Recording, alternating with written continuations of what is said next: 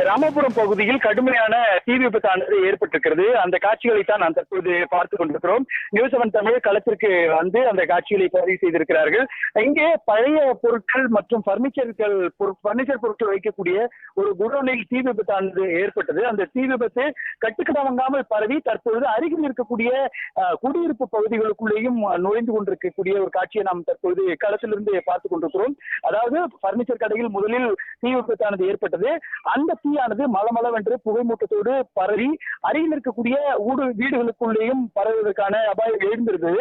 இருப்பினும் கூட ஒரே ஒரு தீயணைப்பு வாகனம் மட்டுமே வந்து சம்பவ இடத்தில் தீயை கட்டுப்படுத்துவதற்கான முயற்சியில் ஈடுபட்டார்கள். இருப்பினும் கூட தீயை கட்டுப்படுத்த முடியவில்லை. தற்பொழுது என்ன நிலை என்றால், தற்போது அந்த பர்னிச்சர் குடோனில் இருந்து அந்த தீயானது அருகில் இருக்கக்கூடிய வீடுகளுக்குள் புகுந்து வீட்டில் உள்ள பொருட்களை எல்லாம் நாசமாக்கி இருக்கக்கூடிய சூழலானது உருவாகி இருக்கிறது. இந்த வீட்டினுடைய உரிமையாளர்கள் எல்லாரும் கடுமையான சோகத்தில் இருக்கிறார்கள்.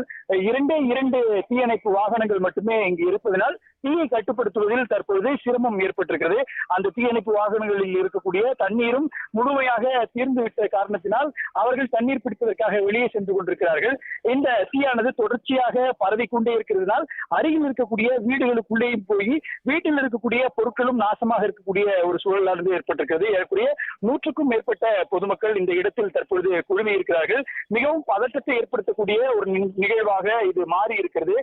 மிகப்பெரிய ஒரு அசாதாரணமான சூழலானது தற்பொழுது இங்கு நிலவி கொண்டிருக்கக்கூடிய காரணத்தினால் தீயை அணைப்பதில் மிகப்பெரிய சிக்கலானது உருவாகி இருக்கிறது. எப்படி தீ அணைக்க போகிறோம் என்ற ஒரு சூழல் முடியாமல் இருக்கிறார்கள். 100க்கும் மேற்பட்ட பொதுமக்கள் தங்களுடைய செல்போன்களில் வந்து இந்த காட்சிகளை படம் பிடித்துக் கொண்டிருக்கிறார்கள். வீட்டினுடைய உரிமையாளர்கள் ஒருவர் இந்த துயரத்தை பார்த்துவிட்டு மயக்கம் அடித்து அங்கே விழுந்து விட்டார். அவரையும் தூக்கி கொண்டு அங்கு இருக்கக்கூடிய பொதுமக்கள் முதல் சிகிச்சைக்காக மருத்துவமனையில் சேர்த்துக் கொண்டிருக்கிறார்கள். தற்பொழுது மேலும் 2 தீயணைப்பு வாகனங்கள் சம்பவ இடத்திற்கு வந்து கொண்டிருக்கின்றன. ஒரு அசாதாரணமான சூழல் தான் தற்பொழுது நிலவி கொண்டிருக்கிறது.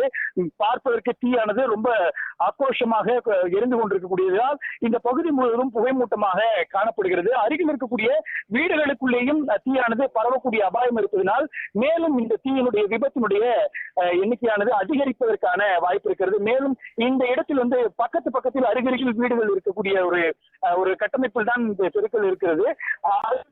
இருக்கக்கூடிய இந்த மின் ஒயர்கள், அதே போன்று வீட்டினுடைய பர்னிச்சர் பொருட்களினுடைய மூலமாக இந்த தீயானது பக்கத்து வீடுகளுக்குள்ளேயும் பரவுவதற்கான ஒரு வாய்ப்பு உருவாகி இருக்கிறது. அபாயம் ஒன்று உருவாகி இருக்கிறது. தற்போதைய சூழல் வரை இந்த தீயின் விபத்திற்கான காரணம் என்ன என்பது இதுவரை தெரியவில்லை. அதே போன்று தீ விபத்தில் நாசமான பொருட்களினுடைய மதிப்பும் எவ்வளவு என்று தெரியவில்லை. இருப்பினும் இந்த இடம் என்பது ஒரு அசாதாரணமான சூழலாகவும் இருக்கிறது. தீயணைப்பு வாகனங்கள் வந்து சென்று கொண்டிருக்கின்றன. தற்போது ஒரே ஒரு தீயணைப்பு வாகனம் மட்டுமே இருக்கிறது. மேலும் தற்போது 2 தீயணைப்பு வாகனங்கள் வந்து கொண்டிருக்கின்றன. ஏற்கனவே 2 தீயணைப்பு வாகனங்கள் வந்துவிட்டு சென்று விட்டதனால் தண்ணீர் இல்லாத ஒரு சூழலும் உருவாகி இருக்கிறது. ஒரு பதட்டமான சூழல்ல ராமபுரம் பகுதியில் இருக்கிறது.